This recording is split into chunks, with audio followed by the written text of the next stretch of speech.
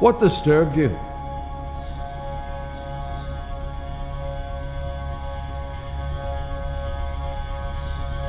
That was the question that was asked of me in 2007. What disturbed you? It changed my life. In that church meeting with 5,000 young people, I said, well, God, I'm very disturbed by having no fuel in Zimbabwe, no food in Zimbabwe, no electricity in Zimbabwe. And God said, that does not disturb me. And God reminded me of something that I read in the local newspaper, where in one part of the city, they were opening up a drain pipe, and inside the drain pipe were the bodies of 25 little babies, throwaway babies.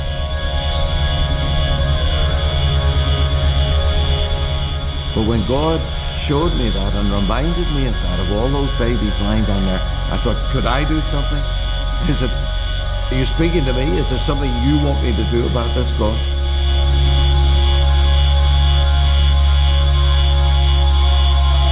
I was going to preach in the church, so I arrived at the church, got myself ready, and I just said, God, show me what I should say. And I asked them the question then as I stood up, what disturbs you?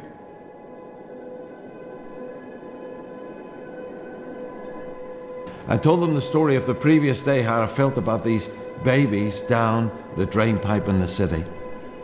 And I said, what disturbs you people here in the States? Because that really disturbed me yesterday. And as a result of being disturbed, I'm going to go back to Harare and open up a home for abandoned babies. And right there and then we knew and believed that God had something for us to do as regards rescuing these abandoned babies.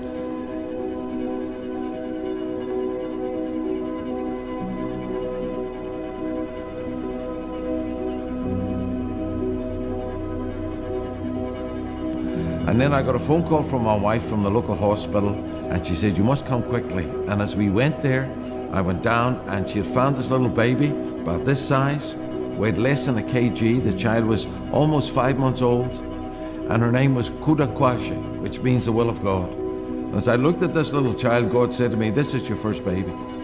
So I said to the nurse, can I take this baby home? And she said, no, you can't take it home. You need to go through the social welfare system. And we met with the social welfare officer and says, this child is going to die. She's very, very sick. And the doctor says she'll be dead within 2 weeks. But God said, no, bring the child home. She didn't die. She's almost 9 years of age. She's very much alive.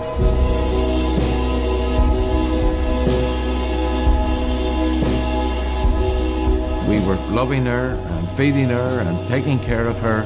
But after a week, I could see she couldn't focus.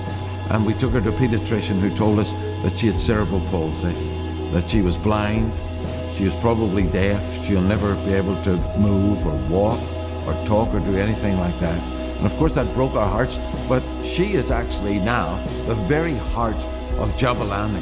Jabulani means to be happy, to rejoice. She is the heartbeat. And then we found another little girl that we called Grace, who was almost dead. Another little girl who was found beside her mother out in the streets of one of our cities, almost dead. We called her Blessing. Then another little girl, we called her Hope. Then we found two little boys. One boy found in the public toilets out in a poor part of town. The mother had birthed him and just left him there. We called him Daniel.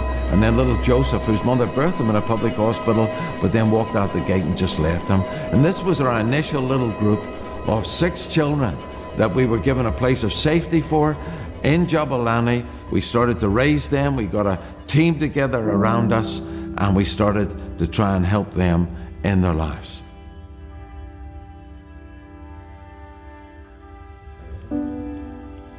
When we brought the original 6 children into Jabulani, we felt God saying to us that these will be your children. They're not orphans.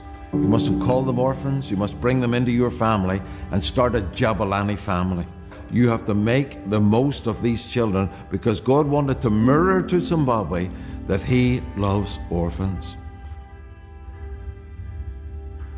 So we have 13 children there now at Jabulani, and these children have taken our lives over. They've changed our lives. All of these children would be dead Right now today, they were throwaway babies. Only we rescued them, brought them into Jabulani, the place of joy, the place of happiness. And now we have a family there who are unlike everyone around them. They're living in a beautiful place, fitted out to the best that we possibly can. It's the best equipped children's home in the whole of Zimbabwe. The children are well fed, they're well dressed, they're well educated, they're in a family, brothers and sisters, with a mother and father who is my wife and myself. So it's a wonderful place, it's a spectacular place. And we want to ask you today, would you like to be involved with us? Would you like to join our family? Would you like to stand alongside us? You can go to our Facebook page, Zimbabwe Orphan Care. Hook up with us there, you'll get regular updates. We've got a website, www.zimorphancare.org. And then of course there's other ways. We need finances. If you would like to stand alongside us financially, we would really appreciate that.